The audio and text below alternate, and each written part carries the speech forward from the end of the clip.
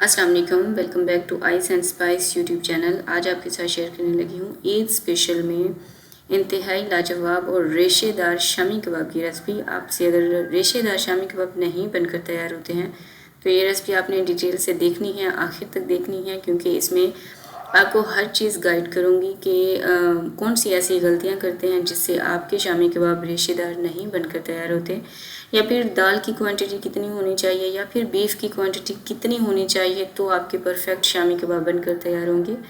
साथ ही आपको ये भी बताऊंगी कि आप इन्हें बनाकर किस तरह से 6 से 7 महीने तक के लिए आराम से फ्रीज भी कर सकती हैं। तो चलिए टाइम वेस्ट के बिना रेसिपी को बनाना स्टार्ट करते हैं। सब्सक्राइब करें ice and Spice YouTube channel को, साथ में घंटी का बटन प्रेस करके ऑल पे क्लिक करें और पाएं डेली अपडेट। तो बिस्मिल्लाह करके रेसिपी को बनाना स्टार्ट करते हैं। 1 किलो की परफेक्ट रेसिपी मैं आपको देने लगी हूँ परफेक्ट मेजरमेंट के साथ। सबसे पहले मैं आपको बीफ दिखा देती हूँ। ये मैंने जो है बोनलेस यहाँ पे गोश्त लिया है और इसको जो है आपने मोटे मोटे पीसेस लेने हैं, क्योंकि जब आप बड़े बड़े पीसेस रखवाएंगी तो ही आपकी बहुत ही लाजवाब किस्म के रेशेदार जो कबाब हैं ये बनकर तैयार होंगे। ये देखें। तो बीफ शामी कबाब बनाने के लिए जब भी आपने बीफ का इस्तेमाल करना है वो उसकी जो बोटियाँ हैं वो मोटी ही होनी चाहिए। अब मैं आपको दाल भी दिखा देती हूँ कि मैंने यहाँ पर 1 किलो के लिए कितनी दाल का इस्तेमाल किया है। 250 ग्राम्स यानी कि 1 कप मैंने यहाँ पर चने की दाल ली है। इसको मैंने 1 घंटा पहले भिगो के रख दिया था। अच्छा, अगर आप चाहते हैं ना कि आपके रेशेदार कबाब बनकर तैयार हों तो उसमें आपने दाल का इस्तेमाल थोड़ा कम ही रखना है। दाल का इस्तेमाल कम ही किया जाता है। इससे पहले एक और शामी कबाब की रेसिपी भी मैं अपने चैनल पर शेयर कर चुकी हूँ, जिसमें मैंने दाल की और जो बीफ है उसकी क्वांटिटी सेम ही रखी थी और आपके बहुत ज़्यादा क्वांटिटी में जो है शामी कबाब बनकर तैयार हुए थे। लेकिन फिर उसमें आपको रेशे नज़र नहीं आते हैं इतने ज़्यादा, क्योंकि दाल हम बराबर क्वांटिटी में इस्तेमाल कर लेते हैं। अब जो है गोश्त को गलाने के लिए मैं यहाँ पर प्रेशर कुकर का इस्तेमाल कर रही हूँ।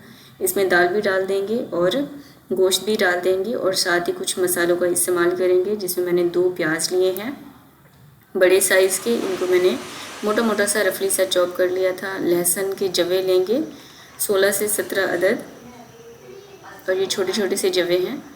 अदरक लेंगे 2 इंच के जितनी।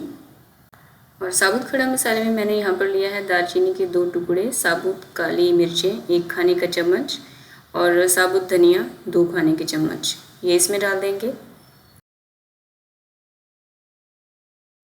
और लौंग लिए हैं 5 से 6 अदद, साबुत बड़ी इलायची 2 अदद, और हरी इलायची का मैं यहाँ पे इस्तेमाल कर रही हूँ 4 से 5 अदद, और इनको मैंने तोड़ लिया था। साबुत राउंड वाली लाल मिर्चों को मैं यहाँ पे इस्तेमाल कर रही हूँ 15 से 16 अदद। इससे ना कलर बहुत अच्छा आता है जब आप शामी कबाब तैयार करेंगे। तो साबुत ज़ीरा 1 खाने का चम्मच, कुटी हुई लाल मिर्चें 1 चाय का चम्मच, क्योंकि हम साबुत जो है मिर्चें यहाँ पर ऑलरेडी डाल चुके हैं। लाल मिर्ची का पाउडर आधा खाने का चम्मच, नमक 1 खाने का चम्मच या फिर अपने जायके के मुताबिक, गरम मसाला पाउडर 1 खाने का चम्मच, हल्दी आधा चाय का चम्मच,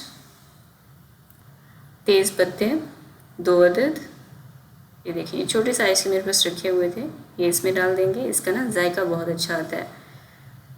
पानी इसमें डालेंगे 2 गिलास के जितना। अच्छा, शामी कबाब में बहुत ज़्यादा पानी का इस्तेमाल नहीं किया जाता, क्योंकि ना तो हमें यखनी चाहिए और ना ही हमने इसका शोरबा बनाकर तैयार करना है। बिल्कुल लेवल पहले आप पानी इसमें डाल लें 1 से 1.5 गिलास, फिर आपको अंदाज़ा हो जाएगा कि मज़ीद अब कितना चाहिए। तो मैंने टोटल इसमें 2.5 गिलास पानी का इस्तेमाल किया था। मुझे महसूस हुआ कि 2 गिलास पानी कम है, इसलिए मैंने आधा गिलास और इसमें ऐड कर दिया था। अब इन तमाम मसालों को और पानी को अच्छे से मिक्स कर लेंगे और ढककर इसको प्रेशर कुक करना है। सीटी लगाने के बाद सबसे पहले आपने चूल्हे की आंच को हाई करना है। जब देखें कि सीटी बजना स्टार्ट हो गई है, उसके बाद आपने इसको 45 मिनट्स तक के लिए पकाना है मीडियम आंच पर। और जो नॉर्मल गोश्त होता है उसको आपने 20 मिनट 25 मिनट तक के लिए पकाना होता है, लेकिन जब आपने शामी कबाब तैयार करने हो फिर आप टाइमिंग एडजस्ट कर लीजिएगा, क्योंकि उसको थोड़ा सा ज़्यादा पकाया जाता है। हमें गोश्त बिल्कुल गला हुआ चाहिए होता है।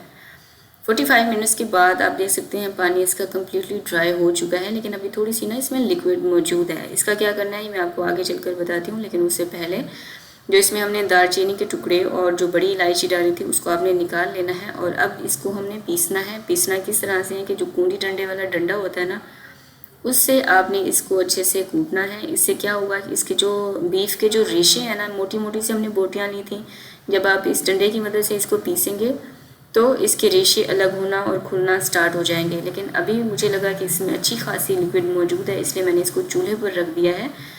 और अब चूल्हे पर रख कर इसका जितना भी पानी है उसको मैं अच्छे से ड्राई कर लूँगी। और यकीन करें, जब मैंने इसको चूल्हे पर रखा था ना, इसको पानी जो है, पानी ड्राई करते वक्त ही इसका जितने भी रेशे थे ना वो सारे खुल चुके थे। और मज़ीद अब मुझे ना इस पॉइंट पर इसमें डंडा मारने की ज़रूरत ही नहीं रही थी। बस अब मैं सिर्फ इसमें जो है डंडा आगे चलकर लगाऊंगी कि इसमें जो हमने काली मिर्चें और साबुत गरम मसाला डाला है ना, वो इसमें अच्छे से पिस जाए। बस ये देखें। तो अब इसका पानी मैंने अच्छे से ड्राई कर लिया है। इसको किसी बड़े से बाउल में अब निकाल लूँगी मैं, और इसको आपने अच्छे से कम्प्लीटली ठंडा होने देना है। तो मैंने इस बीफ के मिक्सचर को रख दिया था तकरीबन 1 घंटे तक के लिए, और ये अच्छे से ठंडा हो चुका है। अब मैं इस मिक्सचर को अच्छे से डंडे की मदद से पीस लूँगी, ताकि जितना भी हमने इसमें गरम मसाला डाला है वो भी अच्छे से पीस जाए, और इसमें हमने लाल वाली राउंड वाली जो है मिर्चों का इस्तेमाल किया था वो भी अच्छे से पीस जाए। तो रेसिपी देखते हुए यहाँ तक पहुँच चुकी हैं, और मेरी रेसिपी आपको थोड़ा सा भी हेल्पफुल लग रही है तो वीडियो को लाइक कर दीजिए। ये बिल्कुल फ्री है, आपके कोई पैसे नहीं लगते हैं इसमें, बिल्कुल जो है फ्री का बटन आपने प्रेस करना होता है। इससे मुझे अंदाज़ा हो जाता है कि आपको मेरी रेसिपीज़ कितना पसंद आ रही हैं। तो ये देखें, अब इसमें आपको साबुत गरम मसाला बिल्कुल भी नज़र नहीं आ रहा होगा। इस पॉइंट पर मैंने इसमें डाला है मुट्ठी भर हरा धनिया बारीक चॉप किया हुआ, और पुदीना इसमें डालेंगे, ये भी बिल्कुल बारीक चॉप किया हुआ। और तेज़ वाली हरी मिर्चों का मैंने यहाँ पर इस्तेमाल किया है 3 से 4 अदद।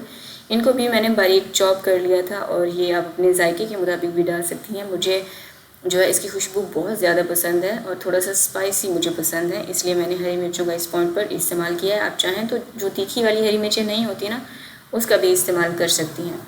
और ये आप ज़रा बीफ के रेशे चेक करें, है ना, बिल्कुल लाजवाब से, और इतनी ज़्यादा आपको मेहनत भी करने की ज़रूरत नहीं पड़ेगी। और जो इसमें हमने पुदीना डाला है ना, उसकी फ्रेगरेंस जो है, उसकी जो खुशबू है ना, वो भी बहुत लाजवाब किस्म की आती है। और ये 1-2 दालचीनी के टुकड़े रह गए थे जो मैंने भी निकाल लिए हैं। अब लास्ट में इसमें डालेंगे 1 अदद अंडा, और इसको आपने अच्छे से मिक्स कर लेना है। ये आपके जो शामी कबाब है ना, इसकी बाइंडिंग के बहुत काम आएंगे, तो इसको आप स्किप मत कीजिएगा, इसे आप लास्ट में इसमें डालिएगा और इसको अच्छे से मिक्स कर लेंगे।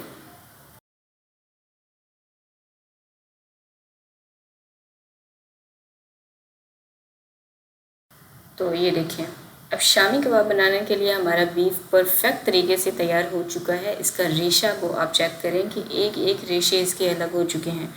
इस पॉइंट पर अब आपने इसको सेट होने के लिए कम से कम भी 10 से 15 मिनट तक के लिए फ्रिज में रख देना है कवर करके। और 10 से 15 मिनट के बाद अब आपने इसके शामी कबाब तैयार कर लेने हैं। तो शामी कबाब बनाने के लिए मैं यहाँ पर 3 से 4 खाने के चम्मच का हिसाब रखते हुए ही तैयार कर लूँगी। शामी कबाब मेकर भी मिलता है, आप उसके साथ भी बना सकते हैं। मुझे क्योंकि प्रैक्टिस है तो इसलिए आपने सारे 4 से 5 खाने के चम्मच के जितना ये सारा मिक्सचर लेना है, और उसी हिसाब से आपने सारे बराबर शेप में सारे शामी कबाब बनाकर तैयार कर लेने हैं।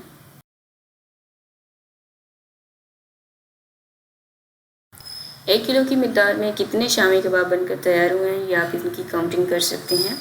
सारे कबाब तैयार करने के बाद अब मैं इसको फ्रीज़र में रख दूँगी कम से कम भी आधे घंटे तक के लिए, ताकि ये अपनी शेप को अच्छे से पकड़ ले और ये थोड़ा सा सख्त हो जाए। तो यहाँ पे आधा घंटा गुजर चुका था, और आप देख सकते हैं शामी कबाब जम चुके हैं, बल्कि जमना स्टार्ट हो चुके थे, ये देखिए, और काफ़ी सख्त भी हो चुके हैं। तो अब मैं आपको बताती हूँ कि आप इसे फ्रीज़ किस तरह से कर सकते हैं। या तो आप कोई जिपलॉक बैग लें, या आपको ऑफलाइन के ऑनलाइन आसानी से मिल जाएंगे, या फिर आपने एयर टाइट कंटेनर लेना है। उसमें आपने सबसे पहले शामी कबाब रखने हैं, फिर दरमियान में कोई बटर पेपर या फिर प्लास्टिक का कोई रैप रखे है, वो आप प्लेस करें, और उसके ऊपर मज़ीद शामी कबाब रख के आप इसको 4 से 5 महीने तक के लिए आराम से डीप फ्रीज़ कर सकती हैं। और जब आपका दिल करे आप इन्हें उठा के फ्रीज़ करें। तो मैं भी आपको आधे घंटे के फ्रीज़ किए हुए कबाब अब यहाँ पर आपको तल के दिखाऊंगी, फ्राई करके दिखाऊंगी। मैंने एक बड़ा तवा लिया है, इसके ऊपर आपने ऑयल डालना है तकरीबन 4 से 5 खाने के चम्मच जितना। इनको आपने डीप फ्राई नहीं करना बल्कि शैलो फ्राई कीजिएगा, क्योंकि हर चीज़ तो हमारी बहुत ही अच्छे से पकी हुई है। जस्ट हमने इन शामी कबाब के ऊपर कलर लाना है। तो जब आप देखें कि आपका तवा अच्छे से गर्म हो चुका है, फिर आपने ये सारे शामी कबाब इस तवे के ऊपर रखना है और दोनों साइड से आपने ब्राउन होने तक इन्हें फ्राई कर लेना है और बहुत ही केयरफुली आपने इसे प्लेस करना है। तो देखिए मैंने ना तो इन कबाब के ऊपर, शामी कबाब के ऊपर अंडा अप्लाई किया है, बगैर अंडे के बहुत ही लाजवाब किस्म के हमारे शामी कबाब बनकर तैयार हो चुके हैं। ये देखें, रेसिपी आपके लिए हेल्पफुल रही है तो आप इस रेसिपी को अपने फ्रेंड्स और फैमिली के साथ लाजमी शेयर कीजिएगा। इस ईद पर आप इस रेसिपी को ज़रूर ट्राई कीजिएगा और अपने फीडबैक मेरे साथ कमेंट सेक्शन में लाजमी बताया करें। और इसके साथ मुझे ये भी बताया करें कि आप मुझे किस कंट्री से, किस शहर से, किस मुल्क से आप मुझे देख रहे हैं। मुझे ये पढ़कर और सुनकर अच्छा लगता है कि आप कितनी दूर से मुझे देख रहे हैं। इसके साथ अगर मैं कोई मिस्टेक करती हूँ तो आप मुझे कमेंट सेक्शन में गाइड कर सकती हैं और मेरी रेसिपीज़ कैसी लग रही हैं ये भी कमेंट सेक्शन में मुझे लाजमी बताया करें। और अगर आपको ईद से रिलेटेड कोई रेसिपी चाहिए, बड़ी ईद क्योंकि आने वाली है, तो आप कमेंट सेक्शन में मुझे बता सकती हैं। इंशाल्लाह मैं वो रेसिपी ज़रूर बनाऊँगी। और अगर आप मुझसे कांटेक्ट करना चाहते हैं तो आप मेरे साथ इंस्टाग्राम पर कांटेक्ट कर सकते हैं। मेरे इंस्टाग्राम का यूज़र नेम है iceandspice.pk। तो ये देखें, ये हमारे शामी कबाब का फाइनल लुक और बहुत ही लाजवाब किस्म के, बहुत ही रेशेदार शामी कबाब बनकर तैयार हो चुके हैं। ज़रूर ट्राई करें, एक दफ़ा ट्राई करना तो बनता है और इसके फीडबैक मेरे साथ लाजमी शेयर करें। मिलते हैं एक बहुत ही लाजवाब और बहुत ही ज़बरदस्त सी रेसिपी के साथ। तब तक मुझे दुआ में याद रखें। टिल देन टेक केयर, अल्लाह हाफिज़।